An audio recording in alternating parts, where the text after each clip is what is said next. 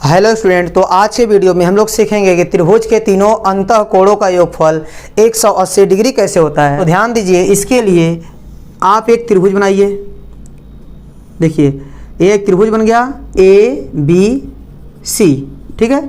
A B C एक त्रिभुज है। इसको मान लीजिए कोण 1, ठीक, और इसको मान लीजिए कोण 2 और इसको मान लीजिए कोण 3, ठीक है। ये तीनों अंतःकोण मिल गए। त्रिभुज के तीनों अंतःकोण कौन कौन से? 1 2 3। हमको यह प्रूफ करना है कि तीनों अंतःकोणों को जोड़ने पर 180 डिग्री आएगा। इसके लिए आपको क्या करना पड़ेगा? इसके लिए आपको BC, ये जो रेखाखंड BC दिख रहा है, इसके समांतर एक रेखा खींचनी पड़ेगी। किसके समांतर? BC के समांतर आप एक रेखा खींचेंगे जो बिंदु A से होकर जाती हो। जैसे देखिए, यहाँ से एक रेखा खींच दीजिए जो बिंदु A से होकर जाता हो और किसके समांतर हो? आधार BC के समांतर हो। तो इस रेखा के समांतर यह रेखा खींच दीजिए, ठीक है। इसको नाम दे दीजिए MN, दे सकते हैं आप नाम, ठीक है। अब देखिए, यह लाइन, यह जो MN दिख रहा है वो BC के क्या है? समांतर है। तो ध्यान दीजिए, मान लीजिए कोण नंबर 4 है और यह कोण नंबर क्या है? 5 है, ठीक है। तो आप ध्यान दीजिए, जब MN और BC एक दूसरे के समांतर होंगे तो कोण 4 और 2 बराबर होगा। क्यों? क्योंकि एकांतर कोण है। यहाँ आप लिखेंगे चूंकि जो MN है वो समांतर है किसके? BC के, इसलिए कोण 4 कोण 2 के बराबर होगा। इसको इक्वेशन फर्स्ट मान लीजिए। एक कैसे होगा? एकांतर कोण है। कैसा कोण है? देखिए, कोण 4 कोण 2 के बराबर होगा। लेकिन ये दोनों कोण बराबर क्यों होंगे? क्योंकि यह एकांतर कोण है। जब दो समांतर रेखा को एक तिर्यक रेखा कट करेगी तो एकांतर कोण आपस में क्या होते हैं? बराबर। तो ये बराबर क्यों है? क्योंकि एकांतर कोण। लिख देंगे एकांतर कोण, ठीक है। इसके बाद आप देख लीजिए, अब देखिए MN BC के समांतर है, तो अब यहाँ पर ये जो तिर्यक रेखा कट कर रही है तो कोण 5 और 3 आपस में क्या हो जाएंगे? बराबर।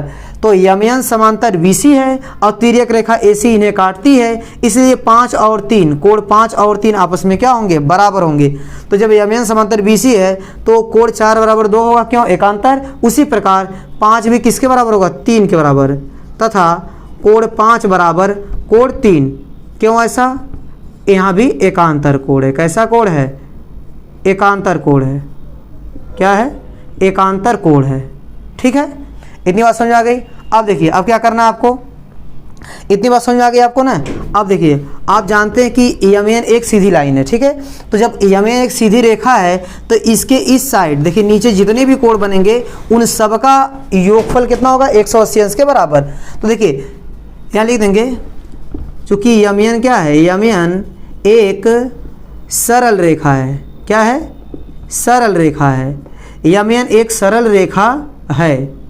MN क्या है? एक सरल रेखा है, इसलिए इन तीनों कोणों का योगफल कितना होगा? 180 डिग्री होगा, क्योंकि यह तीनों कोण एक लाइन पर बन रहे हैं, ठीक है।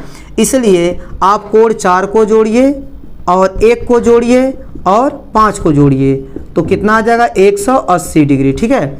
अब इसके बाद आप 4 की जगह रख सकते हैं 2, ठीक है, और इसको 1 रहने दीजिए, और कोण 5 की जगह आप रख सकते हैं 3, इक्वल टू 180 डिग्री। ये कैसे हुआ? समीकरण 1 और 2 से। तो बगल में लिख सकते हैं समीकरण 1 और 2 से, समीकरण 1 और समीकरण 2 से, ठीक है।